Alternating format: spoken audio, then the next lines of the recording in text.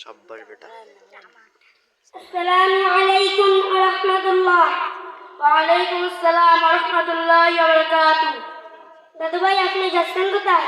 আমি বালাইগঞ্জ নুরানি জামে মসজিদে নামাজ পড়তে যাই। দাদু ভাই আপনি কি উযু করছেন? না। দাদু ভাই উযু না করে নামাজ হয় না। উযু না করলে নামাজ হয় না, আপনি কি জানেন না? জানি, কিন্তু ডাক্তার আমাকে পানি লাগাতে নিষেধ করেছে। আমাদের আশেপাশে পানি পাওয়া যায় না। দাদু ভাই আপনি কি জানেন না আশেপাশে পানি না থাকলে তায়াম্মুম করে নামাজ আদায় করা যায়?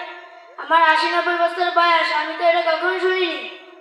দাদু ভাই শোনেন, তায়াম্মুমে ৩ ফরজ: নিয়াত করা, পবিত্র মাটিতে হাত লাগাইয়া একটি ঝাঁকি দিয়া সমস্ত মুখ একবার মাসে করা, পবিত্র মাটিতে হাত লাগাইয়া একটি ঝাঁকি দিয়া ধনু হাতের কনসহ একবার মাসে করা।